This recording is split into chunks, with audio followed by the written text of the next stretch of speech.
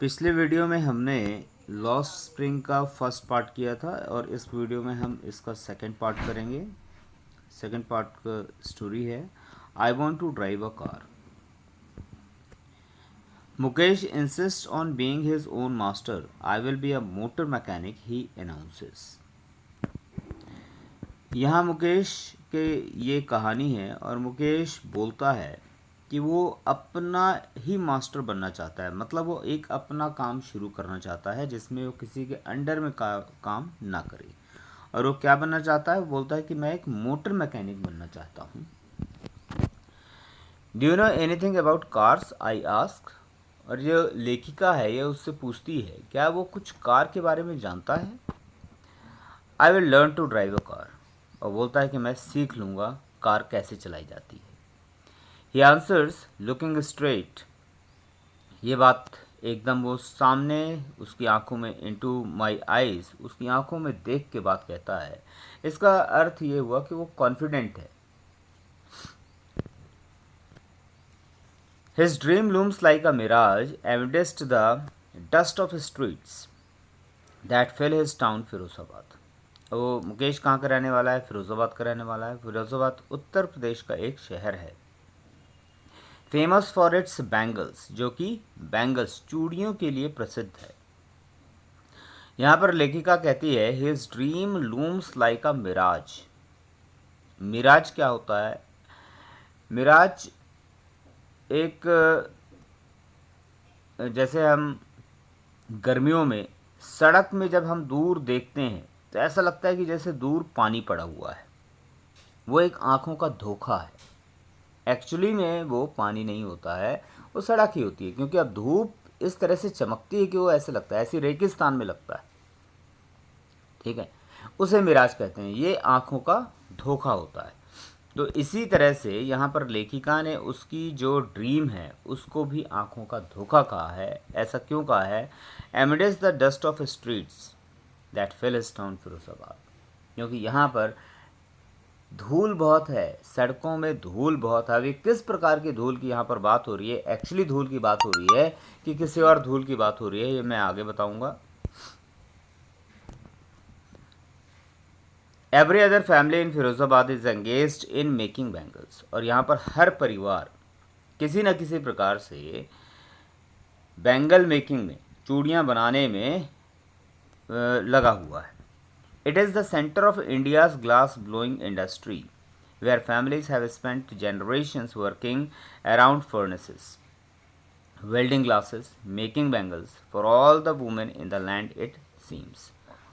और यहाँ पर ये इंडिया का सबसे बड़ा बैंगल मेकिंग इंडस्ट्रीज़ यहाँ पर हैं और पूरे हिंदुस्तान के लिए और बाकी हर जगह के लिए यहाँ पर चूड़ी बनाने का कार्य होता है। मुकेश फैमिली इज अमंग दम, और मुकेश का परिवार भी उनमें से एक है। None of them now know that it is illegal for children like him to work in the glass furnaces with high temperatures। और उनमें से शायद ये कोई नहीं जानता कि बच्चों को इस प्रकार के कार्य में लगाना जहाँ पर अत्यधिक टेम्परेचर, फर्नेसेस जो भट्टियाँ होती हैं वहाँ पर बहुत ज़्यादा तापमान होता है, टेम्परेचर होता है, और इस प्रकार के कार्य में बच्चों को लगाना इलीगल है, गैर कानूनी है।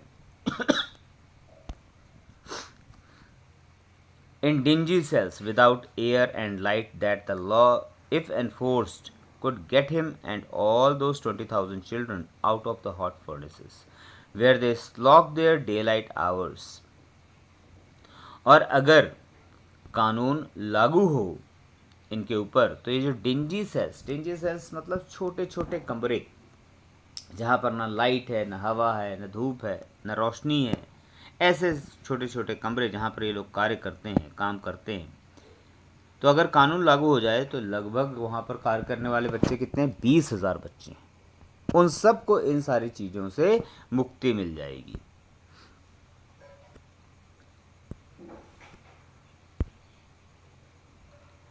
Often losing the brightness of their eyes. और ऐसी जगह पे कार्य करने से क्या होता है? उनकी जो आँखों की रोशनी है वो ख़त्म हो जाती है। Mukesh eyes beam as he volunteers to take me home which he proudly says he is being rebuilt. Mukesh eyes beam ऐसी वॉलेंटियर्स यहाँ पर बोल रही हैं मुकेश की आंखें अभी ख़राब नहीं हुई हैं, अभी वो देख सकता है अच्छे से, और इसीलिए वॉलेंटियर की तरह वो मेरे आगे आगे चल रहा है और मुझे अपने घर लेके जा रहा है, और प्राउडली कह रहा है, बड़े गर्व से कह रहा है कि उसका घर जो है रीबिल्ट हुआ है, दोबारा से कंस्ट्रक्ट हुआ है, बना है।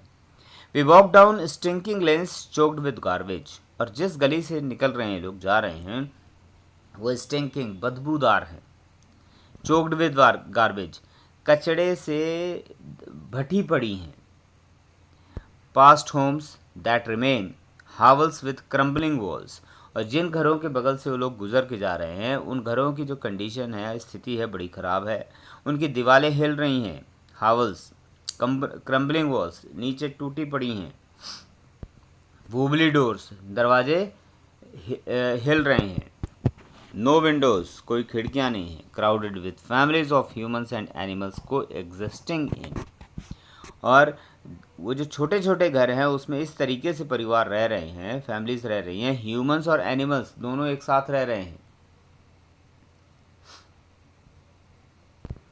अ प्रिमेबल स्टेट, और जैसे आदिम ज़माने में लोग इंसान और पशु एक ही साथ एक ही स्थान पर रहते थे, उसी तरह से आज भी इनकी स्थिति है। इनके पास जानवरों के लिए कोई दूसरी जगह नहीं है, इसलिए एक ही स्थान पर रह रहे हैं। He stops at the door of one such house, और इसी प्रकार के एक घर के सामने वो खड़ा हो जाता है। Bangs a wobbly iron door with his foot, और दरवाजे पर पैर से मार के उसे खोलता है, वो दरवाज़ा हिलता हुआ खुलता है। एंड pushes it open, खोलता है उसे। We enter a half built shack, और जिस घर में जाते हैं उसकी जो छत है अभी पूरी तरह से बनी नहीं है, आधी बनी हुई है। In one part of it, thatched with dead grass, is a firewood stove, और एक जो हिस्सा जो ढका हुआ है उसमें घास फूस से उसकी छत ढकी हुई है।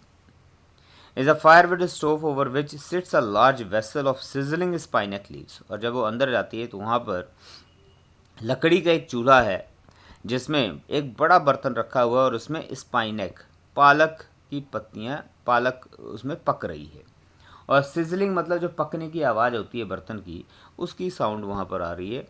On the ground in large aluminium platters are more chopped vegetables, और बड़ी बड़ी वहाँ पर प्लेटें रखी हुई हैं, प्लेटर्स बड़ी बड़ी प्लेटें रखी हैं जिसमें कटी हुई सब्जियाँ रखी हुई हैं। A frail young women is cooking the evening meal for the whole family, एक दुबली पतली यंग वुमेन जो है वो इवनिंग मील बना रही है, शाम का भोजन बना रही है पूरे परिवार के लिए। Through eyes filled with smoke she smiles, और वहाँ धुआं इतना है कि उसकी आंखों में धुआं लग रहा है, लेकिन उसके बावजूद भी उसके चेहरे पे स्माइल है, हंसी है। She is the wife of Mukesh Elder brother, और वो मुकेश के बड़े भाई की पत्नी है। Not much older in years, अभी वो उम्र में बहुत ज़्यादा बड़ी भी नहीं है। She has begun to command respect as the bahu, और उसके घर परिवार में बहू का दर्जा प्राप्त है, बहू का सम्मान प्राप्त है। The daughter in law of the house, वो इस घर की डॉटर इन लॉ है, बहू है। Already in charge of 3 man, और उसके ऊपर 3 लोगों की जिम्मेदारियां हैं। कौन कौन? Her husband Mukesh and their father, उसके अपने पति मुकेश और उनके पिता की। When the older man enters, और जब वो बूढ़ा व्यक्ति जो उनके पिताजी हैं वो वहाँ पर आते हैं, she gently withdraws behind the broken wall and brings her veil closer to her face, और वो तभी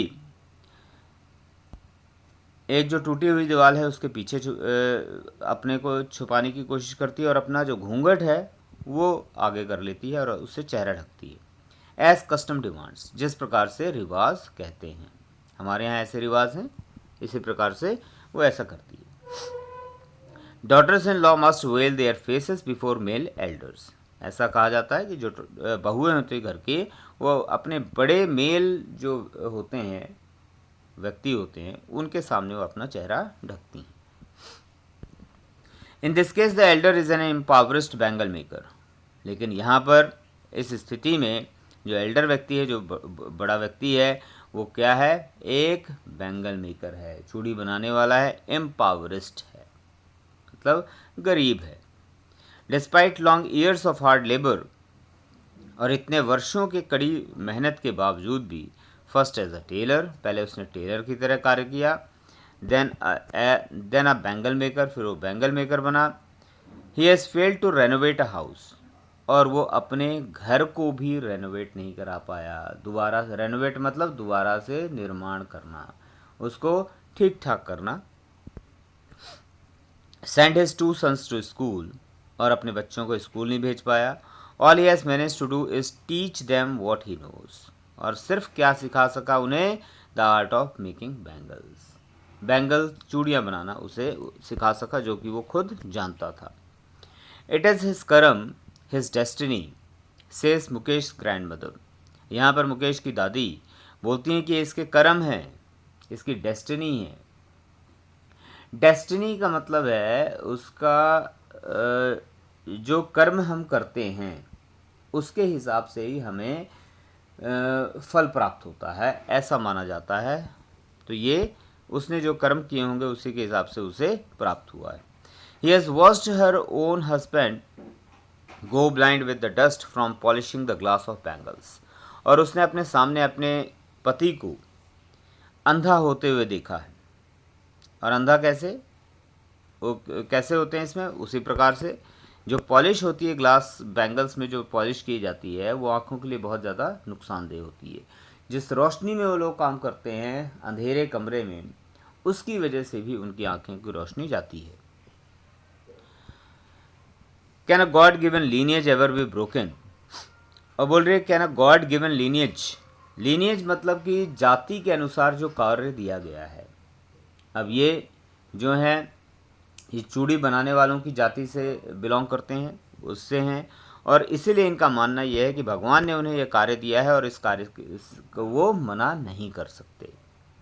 she implies born in the caste of bangle makers, क्योंकि वो उसी जाति में पैदा हुए हैं जिसमें चूड़ी बनाई जाती हैं। They have seen nothing but bangles, और उन्होंने अपने जीवन में चूड़ी के अलावा और कुछ नहीं देखा है।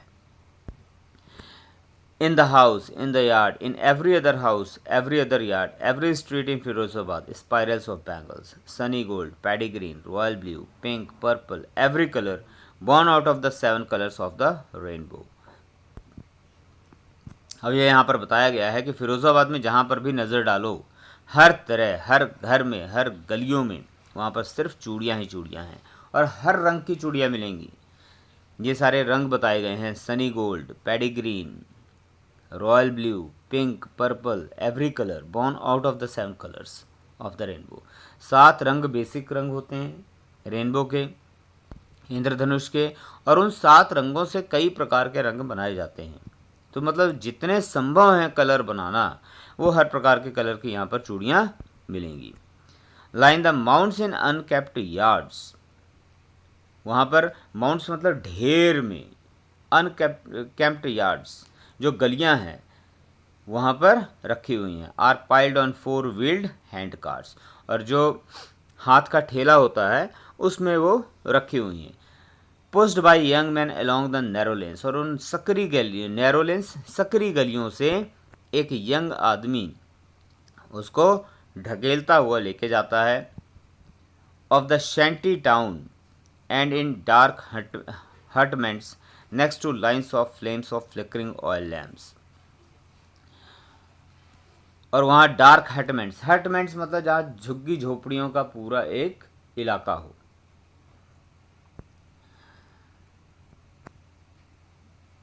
और वहाँ पर हर घर में लगभग फ्लिकरिंग ऑयल लैम्प्स है। इलेक्ट्रिसिटी उस समय नहीं थी जब इन्होंने लिखा, वहाँ पर अवेलेबल, तो घरों में फर्नेस की लाइट या दिया बत्ती वगैरह की लाइट जो है वो फ्लिकरिंग होती है, जलती बुझती है ना, इसलिए फ्लिकरिंग बोला है यहाँ पर।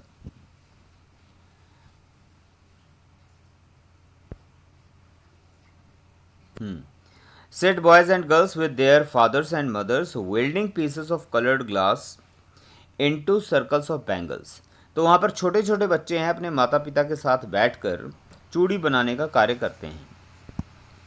Their eyes are more adjusted to the dark than to the light outside, अब उनकी जो आँखें हैं क्योंकि छोटे बच्चे उनकी आंखें तेज होती हैं और इसलिए उनकी जो आंखें हैं बड़ों की अपेक्षा ज़्यादा अच्छे से देख पाती हैं।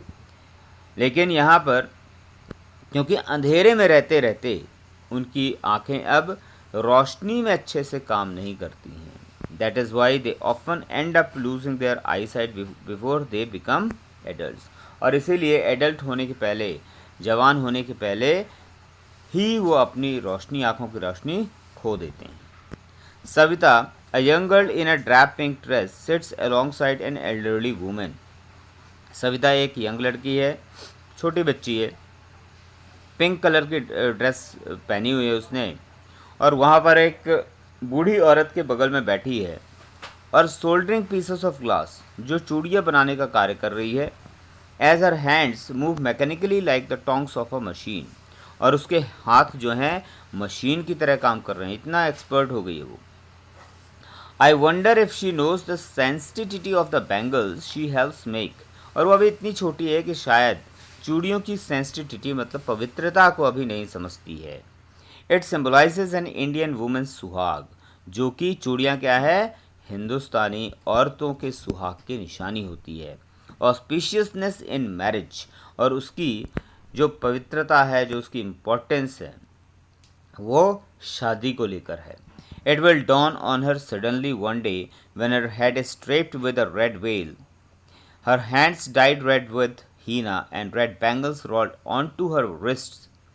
और एक दिन वो भी, सविता, वो जो लड़की है, वो भी जब उसकी शादी होगी तो वो लाल घूंघट ओढ़ेगी, लाल चुनरी ओढ़ेगी, उसके हाथों में मेहंदी, लाल रंग की मेहंदी होगी और हाथों में ही लाल रंग की चूड़ियाँ होंगी। She will then become a bride, और एक दिन वो दुल्हन बनेगी, like the old woman beside her who became one many years ago. ठीक उसी प्रकार जिस प्रकार से वो जो बूढ़ी औरत उसके बगल से बैठी है वो बनी थी। She still has bangles on her hand, और आज उस बूढ़ी औरत के रिस्ट में बैंगल्स हैं, चूड़ियाँ हैं, but no light in her eyes, लेकिन उसकी आंखों में रोशनी नहीं है। एक वक्त शेर भर खाना भी नहीं खाया, शी सेज, और वो बूढ़ी औरत बोलती है कि एक वक्त शेर भर अच्छे से भोजन भी, पेट भर भोजन भी नहीं किया है। In a voice drained of joy, और उसकी जो आवाज़ है उसमें किसी प्रकार की कोई खुशी नहीं है, ऐसा लग रहा है उसकी खुशी कहीं खो गई है। She has not enjoyed even one full meal in her entire lifetime, उसने जीवन भर एक भरपेट कभी भोजन नहीं पाया है। That's what she has reaped, और ये उसने कमाया है, ये उसकी कमाई है। Her husband an old man with a flowing beard says, और जो उसका पति है बड़ी बड़ी दाढ़ियों के साथ, वो कहता है I know nothing accept bangles, वो बोलता है कि मुझे बैंगल्स, चूड़ियों के अलावा कुछ नहीं पता। All I have done is making a house for the family to live in, और अपने जीवन में सिर्फ एक कार्य कर पाया है, ये मकान बना पाया है अपने परिवार को रहने के लिए। Hearing him, one wonders if he has achieved what many have failed in their lifetime. He has a roof over his head. और ये सुनने के बाद ये पता लगता है कि वहाँ पर और बाकी बहुत सारे ऐसे लोग हैं जिनके पास अभी अपने रहने के लिए मकान भी नहीं है। The cry of not having money to do anything except carry on the business of making bangles, not even enough to eat, rings in every home. और वहाँ पर ये एक तकलीफ़ है लोगों के बीच में, उनके पास पैसा नहीं है कि वो इसके अलावा कोई किसी और प्रकार का बिजनेस शुरू कर सके। उनके पास इतना भी पैसा नहीं है, not even enough to eat, खाना खाने के लिए पैसा नहीं है, लेकिन रिंग्स इन एवरी होम, वो जो रिंग्स हैं, जो बैंगल्स हैं, चूड़ियाँ हैं, वो हर घर में मिलेंगी। The young men echo the lament of their elders, और जो अभी जवान लोग हैं वो भी अपने पिता की तरह ही उनके रोना रोते हैं। Little has moved with time, और वहाँ पर अभी कुछ बदलाव नहीं हुआ है, समय बदल गया लेकिन वहाँ पर अभी कोई बदलाव नहीं हुआ है। It seems in Firozabad years of mind numbing toil have killed all initiative and the ability to dream. Firozabad में ऐसा देख के लगता है, years of mind numbing toil मतलब दिमाग सुन्न हो जाना। तो इतने वर्षों से एक ही कार्य करते हुए उन सब के दिमाग सुन्न हो चुके हैं, और उनके अंदर की जो इनिशिएटिव, किसी भी कार्य को शुरू करने की जो एक क्षमता होती है वो समाप्त हो चुकी है, और अब वो सपने भी देखने की उनके अंदर क्षमता नहीं बची है। Why not organise yourself into a cooperative. जब ये किसी से पूछती है, I ask a group of young man who have fallen into the vicious circle of middle man who trapped their fathers and forefathers. ये उन लोगों से पूछती है जो एक वहाँ पर ग्रुप खड़ा हुआ है यंग लोगों का, कि तुम लोग अपने आप में एक ऑर्गेनाइज करके किसी प्रकार की कोऑपरेटिव सोसाइटी क्यों नहीं बनाते हो, ताकि तुम ऐसे लोगों के जाल से निकल सको। किन लोगों के? विशियस, ऐसे धूर्त लोगों के, जैसे जो मिडिल मैन हैं, जो दलाल हैं, उन्होंने जो तुम्हारे फादर को, तुम्हारे पर दादाओं को, सबको अपने मकड़ जाल में फंसाया हुआ है, उनसे तुम लोग निजात पा सको। Even if we get organised we are the ones who will be hold up by the police. और उनमें से एक व्यक्ति जवाब देता है कि अगर हम ऑर्गेनाइज होंगे या ऐसी कोशिश करेंगे तो पुलिस हमें घसीट कर ले जाके थाने में बंद कर देगी। Beaten and drag to jail for doing something illegal. और हमारे पर झूठा आरोप लगा के हमें वहाँ पर पीट मारा जाएगा। जैसे there is no leader among them. उनके बीच में कोई नेता नहीं है। No one who could help them see things differently. और उनके बीच में कोई ऐसा भी नहीं है जो उनको अलग से एक राह दिखा सके। Their fathers are as tired as they are. और उनके पिता भी उन्हीं की तरह थके हुए हैं। They talk endlessly in a spiral that moves from poverty to apathy to greed and to injustice. और वो बार बार स्पाइरल की तरह बार बार वही बातें करते हैं। गरीबी और दुर्दशा जो उनकी हुई है, अत्याचार, to greed and to injustice, लालच, जिस लालच में और जिस इनजस्टिस में वो लोग फंसे हुए हैं। Listening to them, I see two distinct worlds, one of the family caught in a web of poverty burden.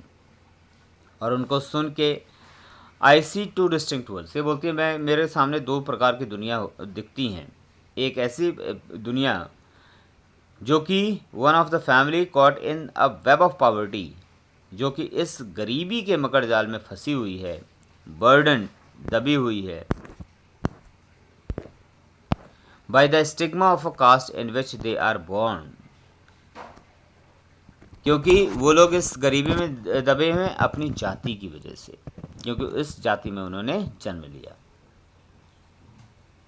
The other a vicious circle of the sahukars. और दूसरा जो है साहूकार है, जो धूर्त लोग हैं।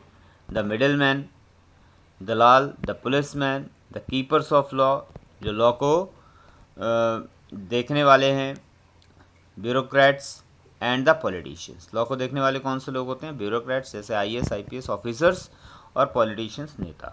तो एक दूसरी दुनिया इन लोगों की है। Together they have impose the baggage on the child that he can not put down before he is aware. और इन सब लोगों ने मिलकर एक इस प्रकार का बस्ता, झोला उस छोटे बच्चे के ऊपर टांग दिया है, बिफोर ही इज़ अवेयर, इससे पहले कि वो उसको कभी नहीं उतार सकता, और इससे पहले कि वो अवेयर हो, उसको जानकारी प्राप्त हो, he accepts it as naturally as his father. और उस बोझ को वो उसी प्रकार से स्वीकार कर लेता है जैसे कि उसके पिता ने किया था।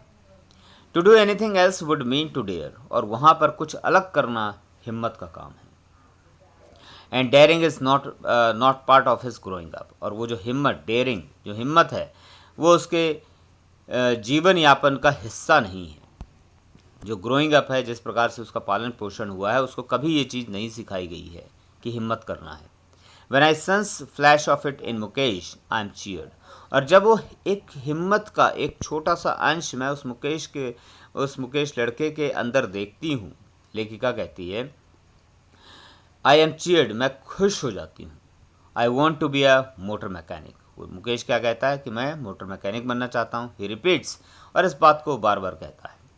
ही will go to a garage and learn, but the garage is a long way from his home. ठीक है, बोलता है कि मैं गैराज में जाऊँगा, वहाँ मोटर मैकेनिक का काम सीखूँगा, लेकिन वो जो रास्ता है बहुत लंबा है, वो उसके घर से काफ़ी दूर है। ये जो काफ़ी दूर है इसको दो सेंस में कहा गया है, एक वाकई काफ़ी दूर है और दूसरा उस मकड़ जाल से निकलना उसके लिए एक कठिन काम है, वो दूरी तय करना भी वो भी एक दूरी है। वो को बोलता है I will walk, he insist, do also dream of flying a plane. और जब वो ऐसी अचानक पूछती है उससे क्या तुम कभी हवाई जहाज भी उड़ाना चाहोगे, ही सडनली साइलेंस, और वो चुप हो जाता है। No, he says staring at the ground, नीचे जमीन की तरफ देख के बोलता है नहीं। It his small murmur, there is an embarrassment. In his small murmur, there is an embarrassment that has not yet turned into regret. और बुदबुदाता है, मरमर मतलब बुदबुदाना, यहाँ पर एम्बेरसमेंट है, that has not yet turned into regret. regret मतलब है पश्चाताप, ठीक है।